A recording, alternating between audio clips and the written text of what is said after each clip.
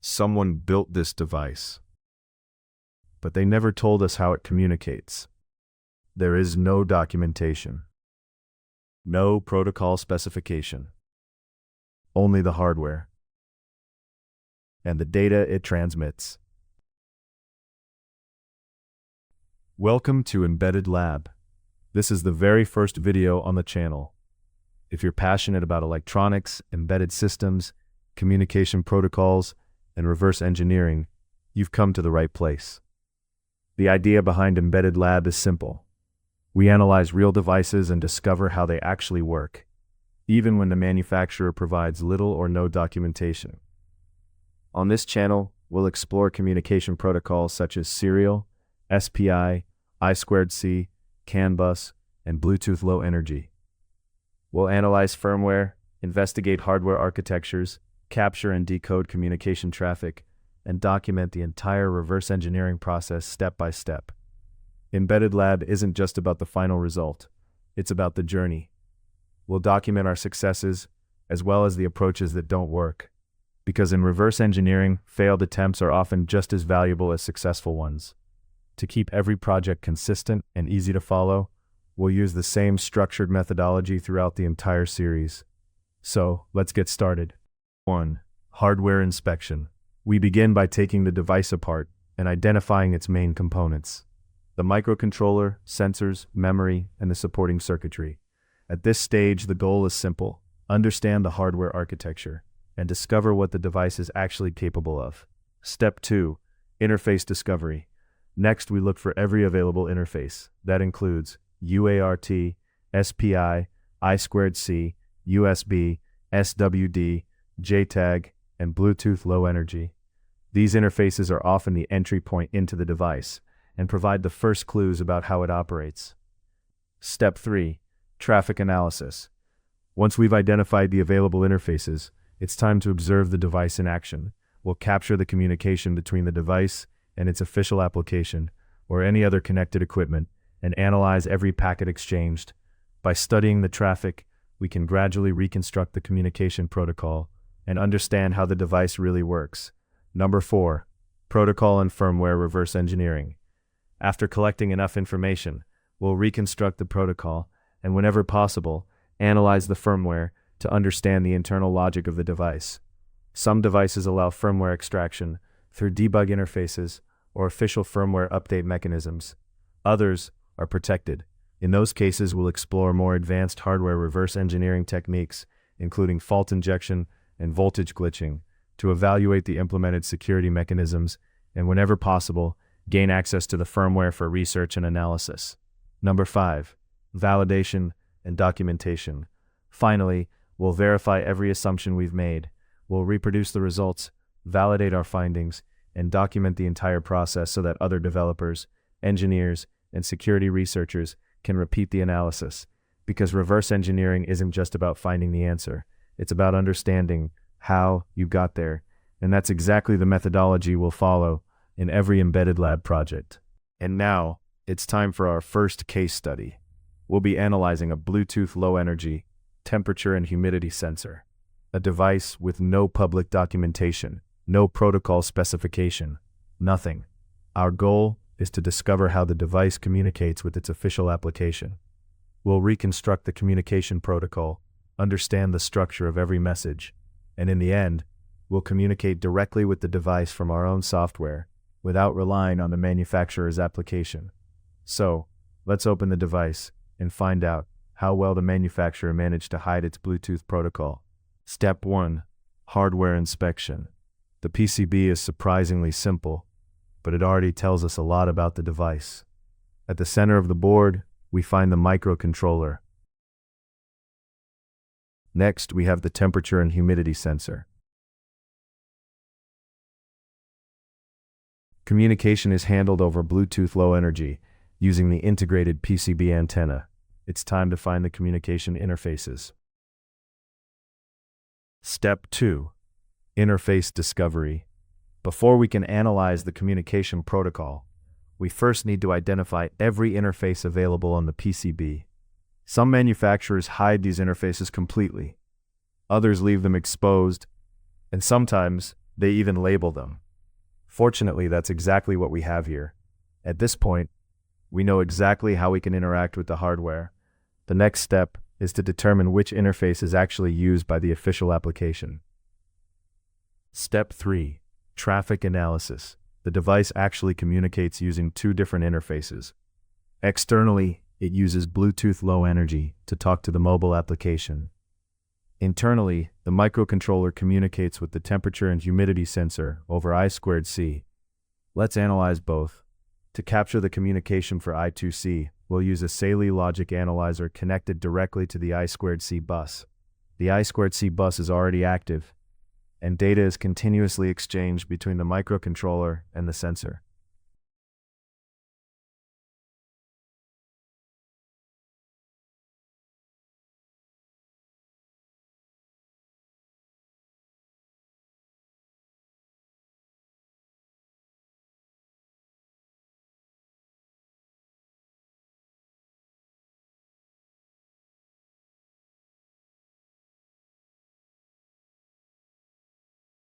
Let's stop the capture and take a closer look at a single I2C transaction.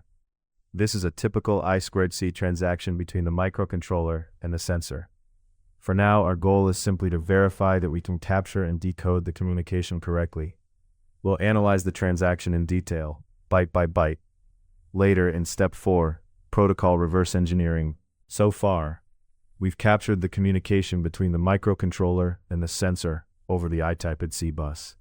Now it's time to capture the external communication between the device and the official mobile application. To do that, we'll use Wireshark together with the Nordic NRF sniffer for Bluetooth Low Energy. Our goal isn't to analyze the packets just yet. We're simply going to capture the Bluetooth traffic for later analysis.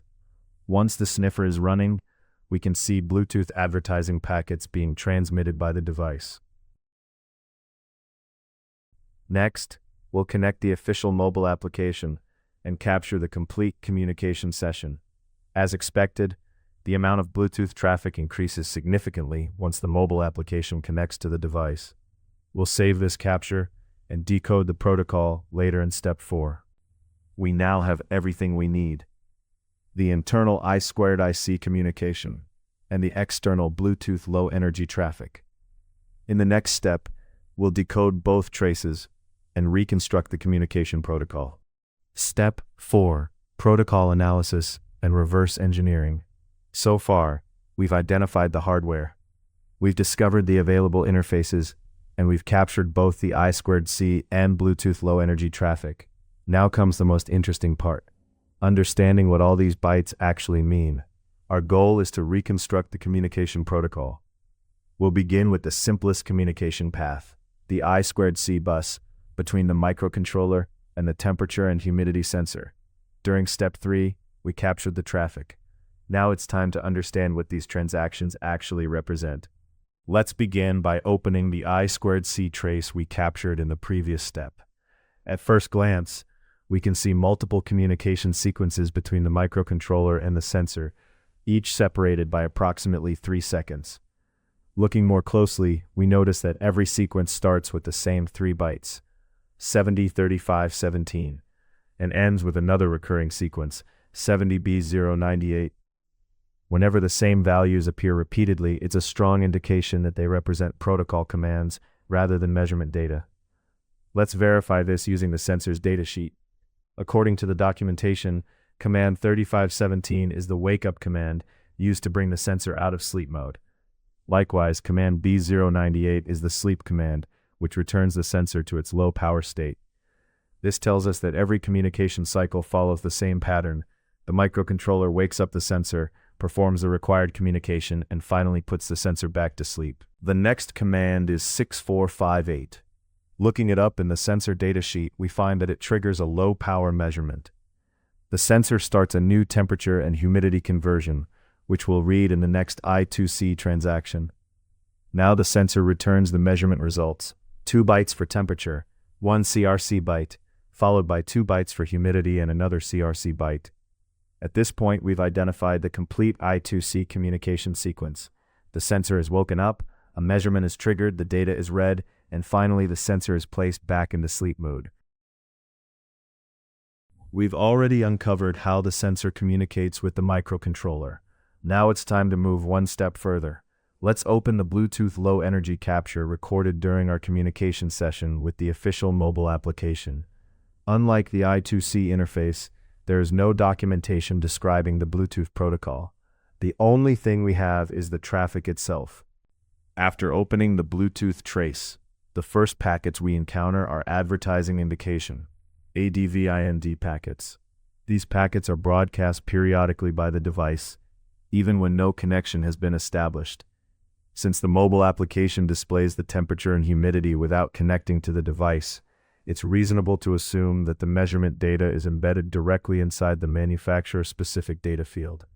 By comparing multiple captures and correlating them with the sensor readings, we were able to identify most of the packet structure. The device address and battery level are clearly recognizable, while the temperature and humidity values match the measured values when interpreted as 16-bit integers divided by 100. A few bytes are still unknown, but we've already reconstructed the majority of the advertising packet. By examining the Bluetooth trace, while the mobile application requests the device's history. The first packet we encounter is a connect IND packet, indicating that a Bluetooth low energy connection has been established. This is followed by several standard Bluetooth messages, such as control opcode packets and read by group requests.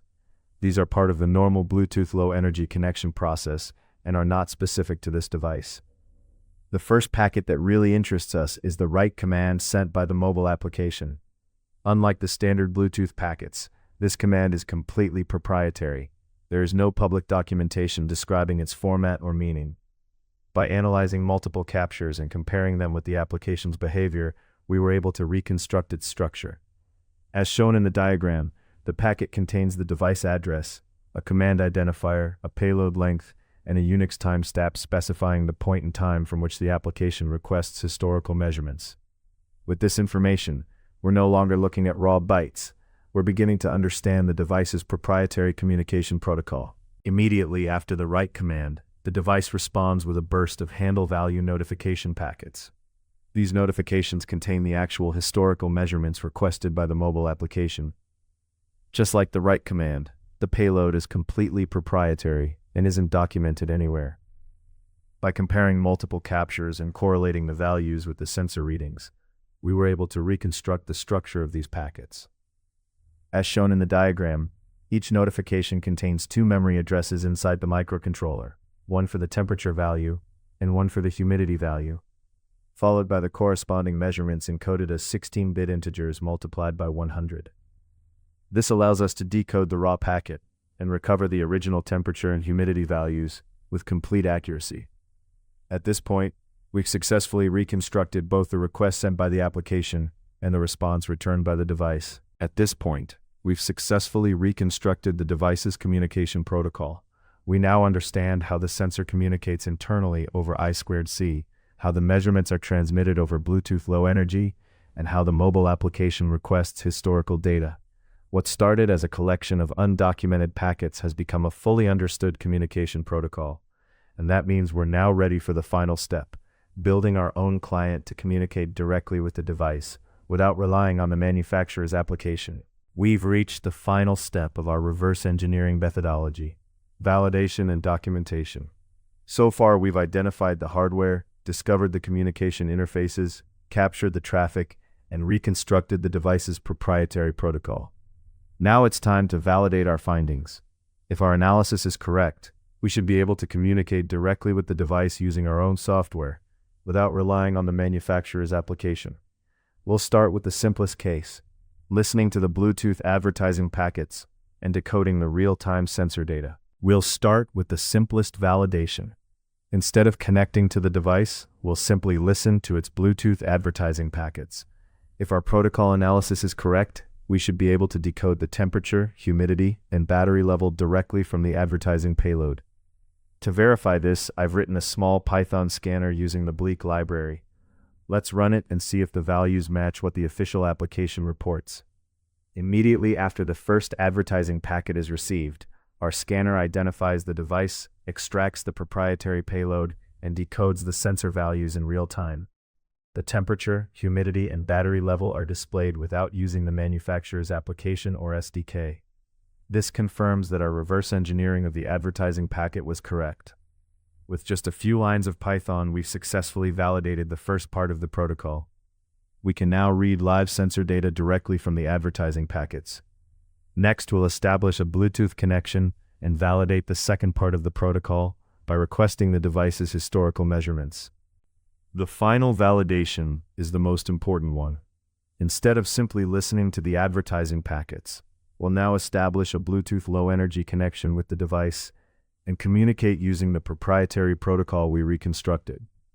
After connecting, we enable notifications and send the same history request used by the official mobile application. If our reverse engineering is correct, the device should respond with a stream of notification packets containing the historical measurements.